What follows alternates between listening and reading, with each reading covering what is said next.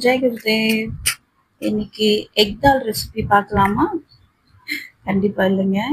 இன்னைக்கு மைக்ரோ கிரீனை எப்படி ஈஸியா இந்தியன் குக்கிங்ல நாங்க இன்கார்பரேட் பண்ணிக்கலாம், எப்படி பசங்களுக்கு தெரியாம அவங்களுக்கு இந்த நியூட்ரிஷன்ஃபுல் ஹெல்தி சாப்பாடு நாங்க டெய்லி கொடுக்கலான்னு தான் பார்க்க போறோம்.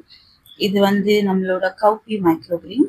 ஸ்டெம் ரொம்ப திக்கா இருக்கும். மேலே இருக்கிற ஸ்கின்ஸை ரிமூவ் பண்ணிடுங்க. இப்படி ஒரு சிசர் எடுத்து ஸ்டெம் ரொம்ப டைனியா சாப் பண்ணிக்கோங்க. லீவ்ஸ் பெருசாவே இருக்கட்டும், எந்த பிரச்சனையும் இல்லை. ஸ்டெம் திக்கா இருக்கிறதுனால ரொம்ப டைனியா பண்ணீங்கன்னா பசங்களுக்கு தெரியாது, சாப்பாடோட உள்ள போயிடும். நம்மளோட இந்தியன் ரெசிபி நம்மளோட பிளஸ்ஸிங்க. அதுல நிறைய ஸ்பைசஸ் இருக்கிறதுனால இதெல்லாம் போட்டா கூட இதோட டேஸ்ட் எந்த விதத்துலயும் நம்ம ரெசிபிஸை டாமினேட் பண்ணாது. இது இருக்கேனே தெரியாது. கருவேப்பிள்ளை போட்டா பசங்க எடுத்து வச்சுட்டு சாப்பிடும். ஈவன் நான் கூட அப்படிதான் பண்ணுவேன். கொத்தமல்லி எப்படியாவது எடுத்து வச்சு சாப்பிட்டு பார்த்துருக்கீங்களா? முடியாது, ஏன்னா அது மிங்கல் ஆகும். ஸோ சேம் கான்செப்ட் மைக்ரோ கிரீனுக்கு கூட. இது ரெடியான சூடான தால்ங்க, எக் தால் ரெசிபி.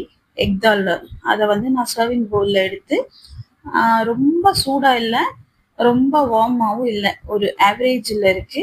அதுக்கு நாங்கள் சாப் பண்ணி வச்ச மைக்ரோ கிரீன்ஸை நாங்கள் போட்டுட்டு இருக்கோம்.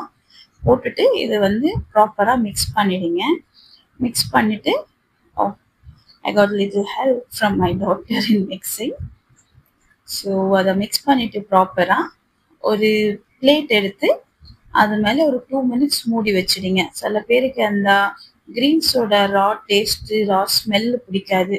இந்த மாதிரி 2 minutes அந்த சூடுலேயே மூடி வச்சுட்டிங்கன்னா உங்களுக்கு அந்த ஸ்மெல்ஸு, அந்த டேஸ்ட்ல நியூட்ரலைஸ் ஆகிடும். அப்புறமா இதில் அந்த மாதிரி மைக்ரோ கிரீனாக ஒரு பொருள் போட்டிருக்கோம், அது டிஃப்ரெண்ட்டாக ஒரு டேஸ்ட் தெரியுதுன்னு உங்களுக்கு அவ்வளோ ஈஸியாக தெரியாது, பசங்களுக்கும் சுத்தமாக தெரியாது.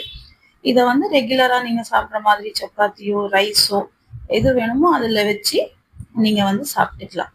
அவ்வளோதாங்க. இது மட்டும் இல்லை, நிறைய எல்லா இந்தியன் ரெசிபிலையும் நாங்கள் மைக்ரோ கிரீன் யூஸ் பண்ணலாம். சிம்பிளாக சொல்லணும்னா வீட்டில் கொத்தமல்லி வாங்குறது ஸ்டாப் பண்ணிடுங்க. கொத்தமல்லிக்கு பதிலாக ஸ்டவ் ஆஃப் பண்ணிட்டு எல்லா இந்தியன் ரெசிபிலும் கூட நீங்கள் மைக்ரோ கிரீனை யூஸ் பண்ணிக்கோங்க.